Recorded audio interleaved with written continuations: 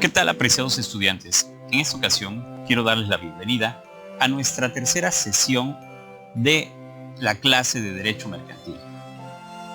Nos referimos a la unidad 3 denominada La sociedad mercantil en general. Sin más preámbulos, empecemos. El Código de Comercio, en su artículo 3, dispone que se consideran comerciantes, número 1, a las personas físicas que hacen del comercio su modus vivendi. Número 2, a las personas morales que se constituyan conforme a las leyes mercantiles. Y número 3, a los extranjeros que realicen en territorio nacional actos de comercio. Bien, nos tocará en esta ocasión de manera específica hacer el estudio de la fracción segunda, es decir, de la persona moral de carácter mercantil. Primeramente, debemos entender en el 3.1 qué son sociedades. La palabra sociedad viene del latín.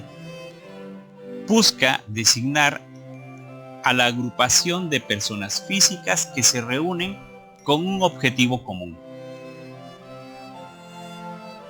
que económicamente van a tener un carácter mercantil cuando busquen obtener el lucro y se dividan proporcionalmente ganancias y pérdidas. También es menester aclarar que se confunde en muchas ocasiones la palabra sociedad con la de empresa o corporación. No obstante, cada una de esas tendrá una connotación y reglamentación distinta. A los miembros de las sociedades se les llama socios. Y en el caso muy particular, la ley que las reglamenta es la Ley General de Sociedades Mercantiles.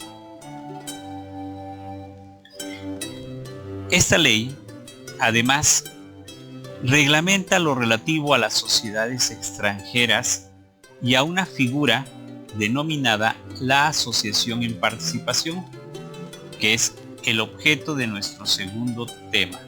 Es decir, el 3.2 es la asociación en participación. Esta es una figura contractual que sirve para que una persona física o moral pueda allegarse de un capital sin la necesidad de comprometer su negociación, ni tampoco emitir bonos, documentos, o a lo mejor porque no le prestan o no le otorgan dinero que requiere, sin la necesidad de otorgar alguna garantía u otorgar en su caso una parte de esa misma negociación. Esta asociación en participación, quiero aclararles, no es una sociedad ni lo llegará a ser nunca. Es un contrato, ¿sí?, que debe realizarse forzosamente por escrito, por cuestión de formalidad. Y la persona que requiere hacerse de capital se llama asociante. Las personas que van a proporcionar el capital se llamarán asociados. A estos asociados se les otorgará una participación tanto de las utilidades como de las pérdidas de una negociación mercantil, o en su caso, de una o de varias operaciones de crédito en particular. Estableceremos aquí 10 puntos que analizaremos rápidamente. En esta asociación en participación no se crea un patrimonio común. Todas las empresas, todas las figuras o personas morales, todas las sociedades van a tener un patrimonio. Pues bien, en esta asociación en participación no se va a crear un patrimonio social o un patrimonio común, ¿sí? Carece de personalidad jurídica, es decir, no van a ser una nueva figura. Recordemos, es un simple contrato. Al no nacer una nueva figura, tampoco tendrá denominación o razón social. En una materia anterior de derecho les explicaron que las personas físicas tienen nombre, como un principal atributo, y que las personas morales no tienen nombre. Su equivalente será la denominación o la razón social. Esto lo trataremos en temas posteriores. Número 4. El asociante obra en nombre propio y por tanto seguirá teniendo la misma responsabilidad ante terceros. Recordemos que el asociante es aquel dueño propietario de la negociación de la empresa y que busca llegarse del crédito. Por lo tanto, él seguirá respondiendo y no los asociados, a menos que se pacte lo contrario y conforme a lo que dispone este capítulo 13. Pues bien, continuamos. Las utilidades y pérdidas se distribuyen según lo que se pacte en el contrato. Todo debe estar perfectamente delimitado en ese contrato de donde surge esta figura. Ahora bien, si bien es cierto que hay un contrato que determina lo relativo a las pérdidas nunca podrán, en el caso de los asociados, ser mayores a lo que ellos invirtieron. También en esos contratos se fijarán todos los términos, condiciones, intereses, etc. En el caso de ser necesario, la obligación del asociante será de manera solidaria, subsidiaria e ilimitadamente. Estas tres características las veremos posteriormente en la sociedad en nombre colectivo. Se administra esta relación conforme a las reglas aplicables a las sociedades en nombre colectivo, que era lo que les comentaba hace un momento, en cuanto a su funcionamiento, disolución y liquidación. Para el caso del asociante, la participación que va a recibir de los asociados se registrarán con cargo a la caja y a sus créditos, mientras que para el caso de los asociados, los intereses que van a generarse en su favor se registrarán para el caso del asociante como un gasto financiero común. Bien, pasemos al siguiente tema. El 3.3 dispone sociedad mercantil en general. ¿A qué consideraremos sociedad mercantil en general? En adelante vamos a tener como uso exclusivo a la Ley General de Sociedades Mercantiles. Les recomiendo descargar esta ley.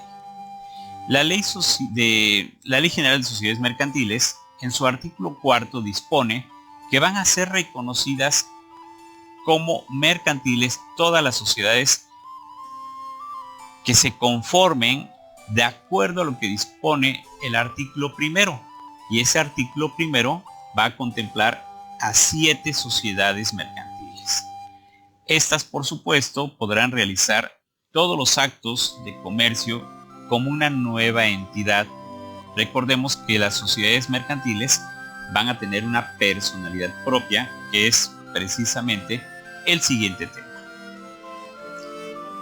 Este 3.4, referido a la personalidad de las sociedades, busca que entendamos que las sociedades van a tener una personalidad distinta de sus miembros. Es decir, si bien es cierto, una persona moral se forma con la reunión de personas físicas, esta nueva persona moral tendrá una personalidad distinta de sus creadores.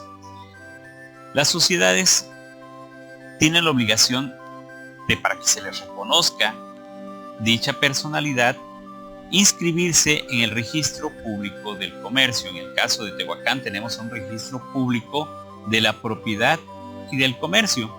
El Código de Comercio, una ley que comentamos en un principio, dispone que este punto es obligación de las sociedades. En el caso de las personas físicas, si así lo desearan, podrían inscribirse en este registro público del comercio. Para las personas morales es obligatorio, si no dejarán de tener la característica legal de sociedad. Es más, para ello remitimos la lectura al artículo 2, que dispone que las sociedades mercantiles inscritas en el registro público de comercio tienen personalidad jurídica distinta de la de los socios, salvo que tengan un objeto ilícito o ejecuten habitualmente actos ilícitos. No podrán ser declaradas nulas las sociedades inscritas en el registro público del comercio. Las sociedades no inscritas en el registro público de comercio que se hayan exteriorizado como tales frente a terceros, consten o no en escritura pública, tendrán personalidad jurídica. Atención con este último párrafo, porque nos va a llevar a un tema que analizaremos a continuación. El estado de socio y el negocio que lo origina es un tema importante, porque si bien es cierto que los socios son los que van a dar vida a esta nueva persona moral, también es cierto que el hecho de formar parte de esa persona moral a sus miembros les otorga un estatus de socio. Y este estatus obviamente va a producir tanto derechos como obligaciones, lo mismo al interior de la sociedad, con sus compañeros socios e incluso con terceros. ¿Cómo se adquiere el estado de socio? Hay dos posibilidades. La primera, denominada originaria, es que se adquiere desde el momento en que se crea la sociedad. Desde el momento en que nace la sociedad, se puede ser socio. Sin embargo, hay otra posibilidad más, la llamada derivada. Es la de aquellos que sustituyen a los socios cuando éste ya fue creada y alguno tuvo que haber salido, o cuando se vendieron acciones y ahora son nuevos socios. Así que este estatus de socio se puede adquirir desde el momento mismo del nacimiento de la sociedad o posteriormente. Ahora, en cuanto a los derechos y obligaciones que nacen con el estatus de socio, son de dos tipos. Una por su origen y la otra por su contenido. El estatus de socio produce derechos y obligaciones en su origen legales, es decir, todos aquellos que dispone la ley, pero también pueden ser convencionales. ¿Cuáles son esos? Todos aquellos a los que se obligan según los estatutos de la sociedad, es decir, aquellos que se encuentran en el contrato. Repito, los derechos y obligaciones por su origen son legales de acuerdo a lo que dispongan nuestras leyes y son convencionales de acuerdo a aquello que se obliguen dentro de los estatutos, de las reglas de esa sociedad. En cuanto a su contenido, el estatus de socio puede ser de tipo patrimonial o también de tipo convencional. De tipo patrimonial refiere a la cuestión económica y convencional a la posibilidad de decidir o de actuar conforme a lo que dispongan la ley y en su caso los estatutos. El artículo 5 de nuestra Ley General de Sociedades Mercantiles es el que va a darnos luz respecto del tema 3.6, requisitos del negocio constitutivo. Aquí hay dos primordiales, que son que las sociedades, se tienen que constituir ante un fedatario público, es decir, ante una persona que tenga fe pública. Esto es, ante un notario público o ante un corredor público. Y además, que dicha constitución conste en una escritura y dicha escritura constitutiva se inscriba en el registro público que ya hemos comentado anteriormente. En caso de que no se cumplan con estos dos requisitos primordiales, entraremos a una siguiente figura. 3.7. Sociedades irregulares. Estas sociedades irregulares son aquellas que se dan a conocer ante terceros, que funcionan y se hacen responsables, pero que no han desarrollado adecuadamente los trámites, ya sea porque les hace falta algún requisito o simple y sencillamente porque no lo han querido. Esto no les va a causar la pérdida de la personalidad jurídica.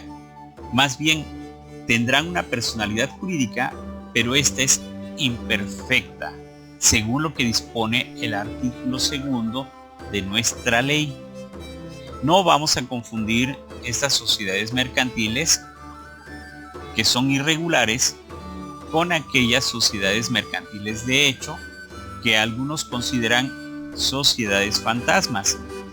Estas decimos que son sociedades mercantiles de hecho porque desarrollan actividades, pero atención, aparte de que no se han constituido en un documento o una escritura pública, ni están registradas, es difícil, si no imposibles, de localizar.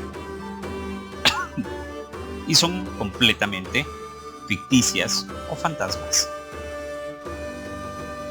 Nos quedaremos con este último tema, que es el 3.8, que es el previo a nuestra siguiente unidad, a nuestra siguiente plática, que destacará ya de manera particular todas y cada una de esas sociedades. Es un tema que me emociona mucho. Aquí nada más nos vamos a limitar a numerarlas.